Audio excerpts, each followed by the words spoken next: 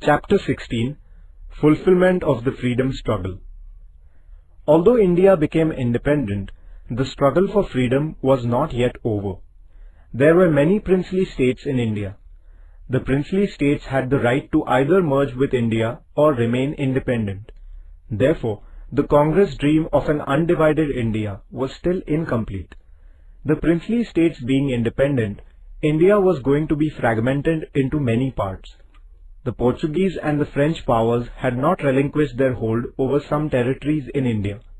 But India resolved all of these issues firmly. We shall learn more about this in this chapter. The merger of the princely states. There were more than 600 different princely states in India. Due to the influence of the non-cooperation movement, a political awakening began in the princely states. This saw the founding of Praja Mandals in the princely states.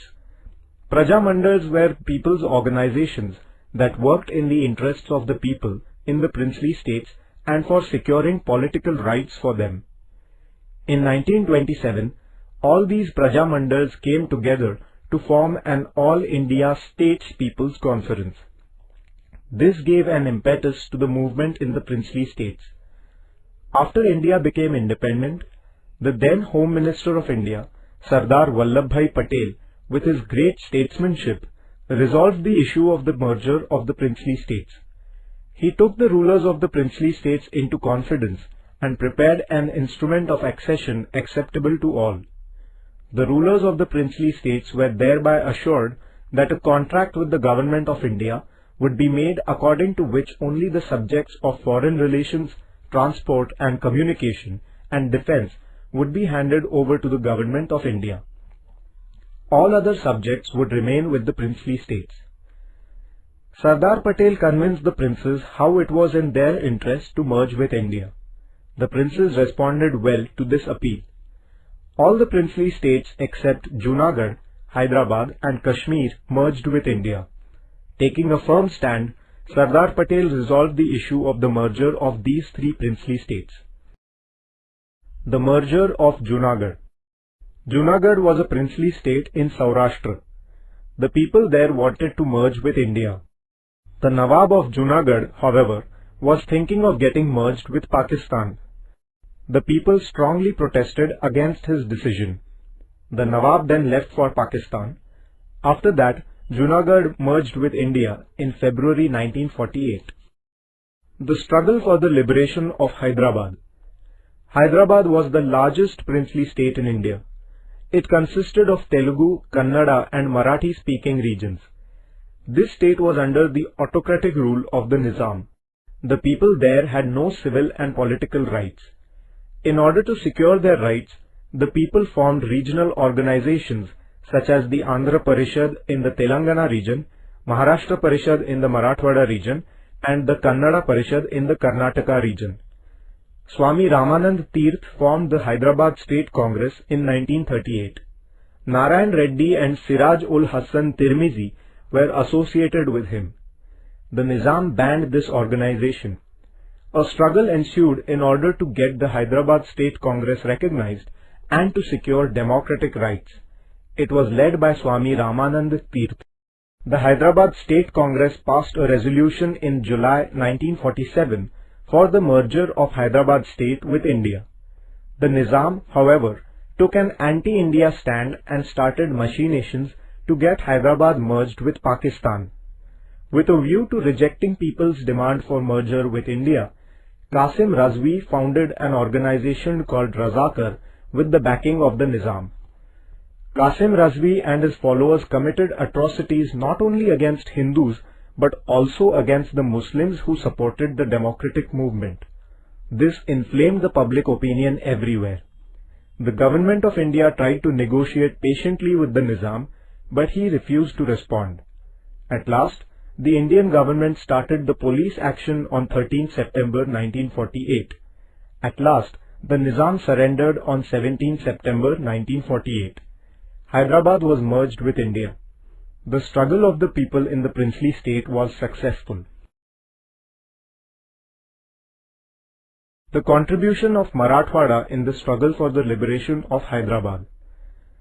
Swami Ramanand Tirth, Govind Bhai Shroff, Baba Saheb Paranjpe, Digambar Rao Bindu, A.K. Waghmare, Narayan Rao Chavan, Anant Bhalerao, S.K. Vaishampayan, Purushottam Chapalgaonkar, Ramling Swami, Devi Sinha Chauhan, Shamrao Bodhankar, Mukundrao Pedgaonkar, Srinivas Rao Borikar, Raghavendra Diwan, Fulchand Gandhi, Manikchand Pahade and others made a valuable contribution to this struggle.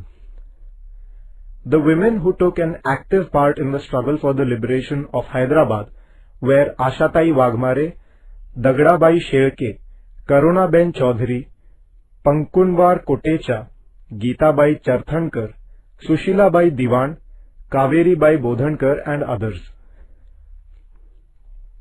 Students participated in the struggle through the Vande Mataram movement.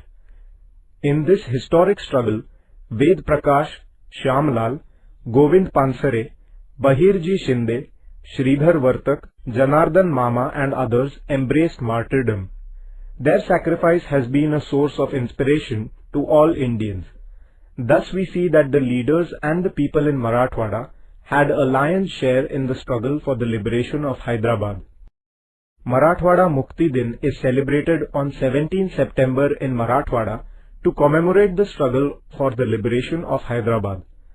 The districts of Aurangabad, Beed, Osmanabad, Parbhani and Nanded in Marathwada were part of the princely state of Hyderabad. The new districts of Jalna, Latur and Hingoli were formed after 1982. Marathwada was not included in independent India on 15 August 1947. After the inspiring struggle of the people, this region was merged with India in 1948. This unique struggle will always inspire the people of the entire country. The Kashmir problem. Hari Singh, the ruler of the state of Kashmir, had decided to remain independent.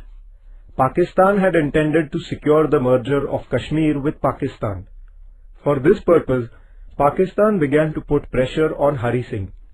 At the instigation of Pakistan, armed intruders attacked Kashmir in October 1947. Hari Singh then signed the instrument of accession with India.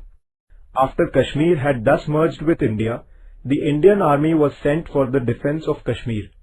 The army won back a major portion of Kashmir from the possession of the intruders, but a part of it remained under the possession of Pakistan. The merger of the French colonies. Even after India had become independent, Chandranagar, Pondicherry, Puducherry, Karaikal, Mahe and Yanam territories were in the possession of the French. The Indian natives there were eager to get merged with India. The Indian government demanded that these territories, being parts of India, should be handed over to India. France held a plebiscite in Chandranagar in 1949. The people there voted for India. Chandranagar was handed over to India. Thereafter, France handed over the rest of the territories to the government of India. The struggle for the liberation of Goa. Portugal declined to hand over the territories under its possession to India. Indians had to struggle for securing these territories. Dr. T.B. Kunha was in the forefront of this struggle. He worked to bring about an awakening of the people against the Portuguese government. He founded the Goa Congress Committee to struggle against the Portuguese. Later, he founded the organization, the Goa Youth League in Mumbai in 1945. In 1946, he entered Goa and violated the ban on public speech. For this, he was sentenced to 8 years of imprisonment. It was in the year 1946 that Dr. Ram Manohar Lohia started a satyagraha for the liberation of Goa. Violating the ban, he delivered a public speech at Madgaon in Goa, for which the Portuguese government deported him. At about the same time, the Azad Gomantak Dal was raised to liberate the Portuguese colonies of Dadra and Nagar Haveli in Gujarat. On 2nd August 1954, youths of the Azad Gomantak Dal mounted an armed assault and liberated the territories of Dadra and Nagar Haveli from Portuguese rule. Among those who participated in the attack were Vishwanath Lavande, Rajabhau Wakankar, Sudhir Phadke, Nanasaheb Kajrekar and others. In 1954, the Goa Mukti Samiti was formed. The Samiti sent many batches of satyagrahis from Maharashtra into Goa. N.G. Gore, Sudhir Phadke, Senapati Bapat, Peter Alvarez, Mahadev Shastri Joshi and his wife Sudhatai participated in this satyagraha. Mohan Ranade was a leader of great daring in this struggle.